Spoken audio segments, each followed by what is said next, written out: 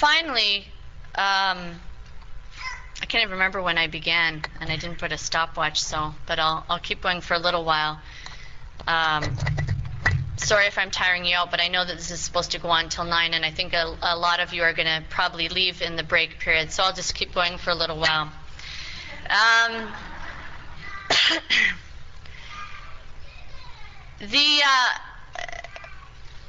When it comes to, the problem, so-called problem of Islamic law, whether it has to do with women or with others, I think the main issue that we really have to grapple with, and this is an area where Muslim scholars are really only starting to look at things in depth and with some sophistication, is the extent to which law should be used to ensure that society is, one, secure, and second, moral. And let me talk a little bit about these things. You see, again, you're in Canada, so I'm not quite sure. I heard about Bill C-36, but I'm not quite sure of all the dynamics. The only time I ever read about Canada in the newspaper in the United States this year was the last week when every day this figure skating pair was on the front page of the newspaper. I was talking to my mother. I said, I never read the word Canada in the New York Times, and then all week they're talking about Canada. So it's like you're a different universe or something. So it's hard for me to follow the news unless I go on the internet. But at least in the United States since September 11th, what's interesting is to see how a society that has defined itself as a society essentially created to provide an environment so that people could exercise their freedom has increasingly defined itself as a society that necessarily and primarily needs to be secure. And so the balance between freedom and security is shifting. And over and over and over we hear justifications about limits on freedom in order to make society more secure and safe. Because if a government cannot make a society secure, and if you aren't secure and safe, you obviously cannot exercise your freedoms. So that's something that every society, every political theory, every constitutional system needs to grapple with. And what we see in many Muslim societies is that there are many threats, and there have been many threats to them politically. We also see that materially they're very insecure. Their economies are very insecure and vulnerable. And because of many different kinds of insecurity, there have been limits on freedoms.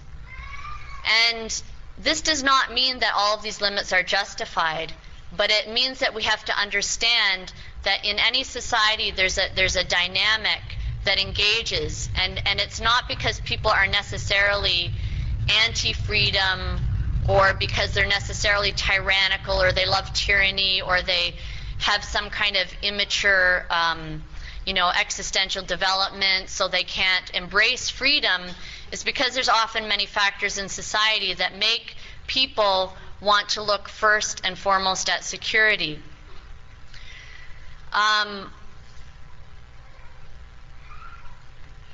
The second area is morality.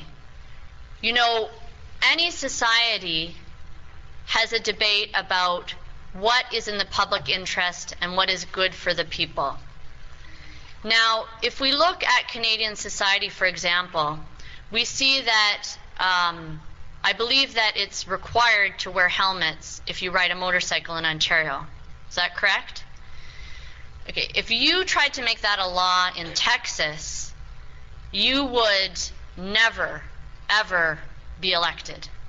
That would be considered a fundamental violation of personal freedom. I mean, this is my body. This is my head. This is my life. How can you force me to put a hat on my head, a helmet on my head? That is something that in a place like Texas would be inconceivable. Yet in this society, in Ontario, we wouldn't even bat an eye. we don't feel it's oppressive because we've embraced the idea, it's a social norm now, that that is in our best interest and the government has a right to protect us and to ensure that if we are not taking care of ourselves, that the government will take care of us. Now, I think when it was first introduced in Ontario, there's probably a lot of debate, but now we've got used to it. Same thing with seat belts. I mean, you know, you're forcing someone to do something on their body, in their own car, and why is that? Because we believe that there's a certain, that the interests of society are greater than the personal freedom of the individual, to the point where we will fine them. It's a crime not to do it. A small crime, but it is still a crime. So that the notion that society can restrict individual freedoms for the sake of a greater social good is not unheard of in Canadian society. Now, different societies have different ideas of what is harmful to the social structure. Different ideas, different societies weigh different values differently. So, for example, here, maybe the reason why seatbelts are required more than anything is because the government, the government pays for health care, and it's too expensive. So cost, right, outweighs personal freedom. In other societies, you have similar concerns, but you have different costs. You have society bearing different kind of costs.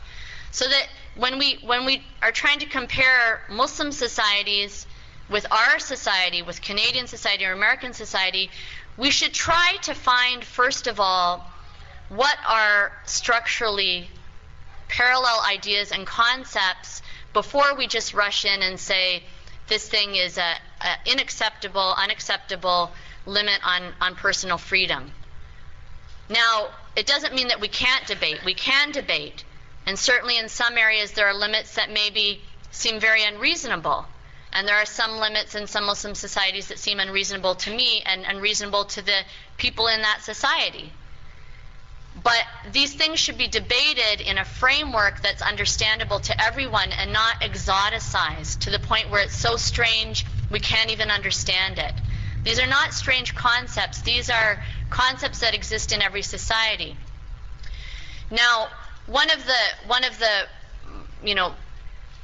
areas that I believe that Muslims need to address most critically is the idea of potential harm, because I think this is where sometimes Muslim societies go overboard.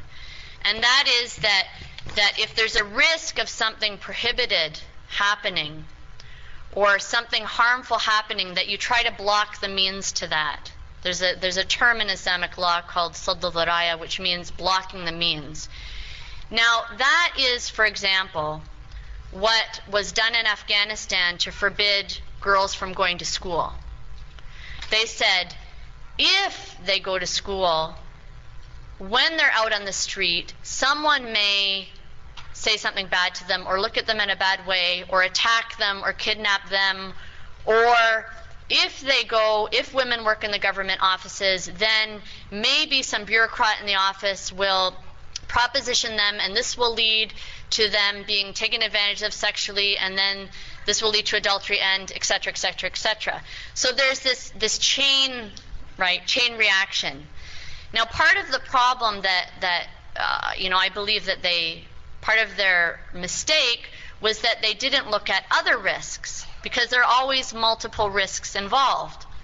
So that what about, anyone who makes this kind of reasoning to the logical extreme has to reason the other way to the illogical extreme. Okay, what are the possible harms that can come from banning girls from school?